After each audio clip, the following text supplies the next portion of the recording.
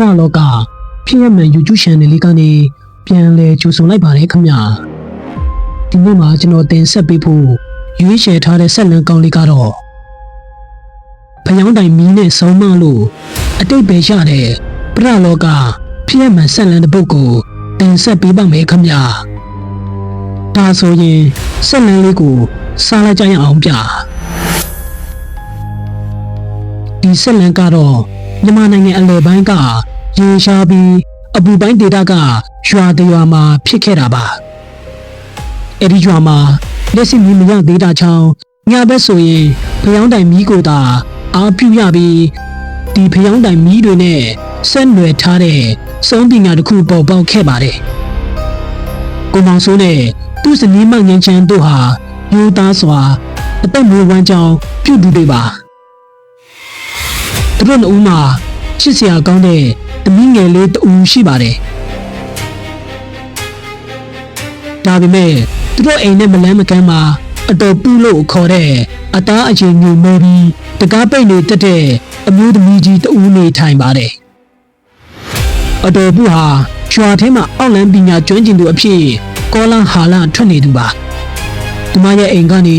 ညဘက်ဆိုရင်ထူးဆန်းတဲ့ဆေးနဲ့လိုအနံ့တွေအမြဲတမ်းထွက်နေတတ်ပါတယ်ရွာသားတွေကအတော်ပူဟာလူတဦးရဲ့ကံကြမ္မာနဲ့ကျမ်းမာရေးကိုဖျောင်းတိုင်မီးနဲ့မော်ဘီညာသုံးပြီးထိန်းချုပ်နိုင်တယ်လို့ယုံကြည်ကြပါတယ်တမိမှာကိုမောင်စိုးရဲ့သမီးငယ်လေးဟာရုပ်တရက်ဆိုသလိုဖျားနာပြီး3ရက်စတိုင်မထနိုင်ပဲအပူကြီးနေခဲ့ပါတယ်ဘယ်ဆေးဆရာနဲ့ကူမတက်တာခဲ့ပါဘူးတညမှာတော့ကိုမောင်စိုးဟာသမီးငယ်လေးဖျားနေတာကြောင့်စိတ်ပူပန်စွာအိပ်မပျော်ပဲရှိနေပါတယ်ည7 နာရီခွဲလောက်မှာအိမ်ရဲ့အပြင်ဘက်အတော်ဘူးရဲ့အိမ်ဘက်ချမ်းကနေဖျောင်းတိုင်မီးရမမင်လေးကသူတို့အိမ်ရဲ့ပြတင်းပေါက်ကိုထိုးနေတာကိုတွေ့လိုက်ရတယ်ကိုမောင်စိုးလည်းထိုမီးရကိုအမတ်မထင်ကြည့်မိလိုက်တဲ့အခါအတော်ဘူးရဲ့ပြတင်းပေါက်နားမှာအတော်ဘူးကဝိရောင်အမဲနဲ့ထိုင်နေပြီးရှေ့မှာဖျောင်းတိုင်3တိုင်ထိုးညှိထားတာကိုတွေ့လိုက်ရတယ်ဖျောင်းတိုင်3တိုင်လုံးဟာတဖြည်းဖြည်းအကြီးပြောကျနေပြီးဖျောင်းတိုင်3တိုင်ရဲ့မိတောက်တွေဟာကိုမောင်စိုးရဲ့သမီးငယ်လေးရဲ့မျက်နှာပုံစံအတိုင်းလှုပ်ရှားနေတယ်လို့သူခံစားလိုက်ရတယ်အဲ့ဒီအချိန်မှာပဲကိုမောင်စိုးရဲ့သမီးငယ်လေးကဖျောင်းပူတယ်လို့အော်ဟစ်ငိုယိုလာခဲ့တယ်ကိုမောင်စိုးလည်းတောတာနဲ့ကြောက်ရွံ့မှုပေါင်းဆက်ပြီးအတော်ပုစီကိုပြေးသွားခဲ့တယ်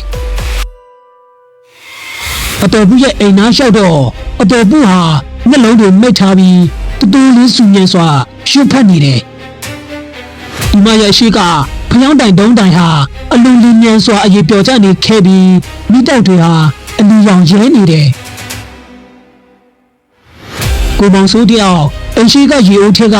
ရေတစ်ခွက်ကိုခက်ယူပြီးအရှင်ဖျားကိုတိုင်တီက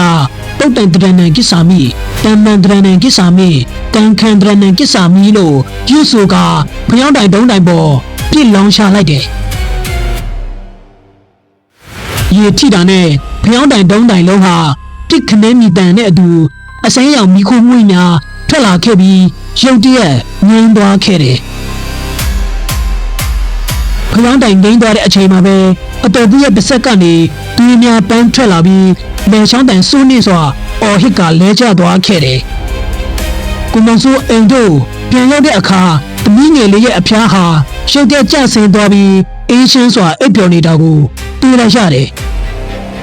နောက်နေ့မနေ့မှာတော့ရွာသားတွေစစ်ဆေးကြည့်တဲ့အခါအတော်ပုဟာအသက်မဲ့နေတဲ့ကြောက်အလောင်းဖြစ်တွေ့ရှိခဲ့ကြပါတယ်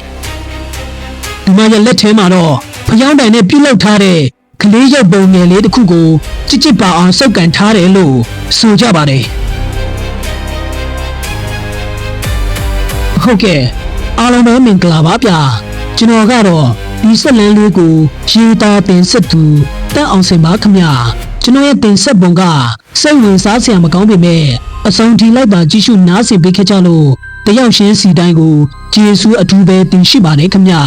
တကယ်လို့ဒီဆက်လန်းလေးကိုကြိုင်နေတက်ခဲ့မယ်ဆိုရင်ကျွန်တော်ရဲ့ channel လေးကိုလည်း like and subscribe လေးနဲ့အသစ်တင်တိုင်းသိရဖို့ဒီနာက notification လေးကိုနှိပ်ပြီးအားပေးသွားဖို့တောင်းဆိုချင်ပါတယ်ခင်ဗျာနောက်ဗီဒီယိုမှာလည်းပြန်လည်ဆုံတွေ့ချင်ပါတယ်ဗျာ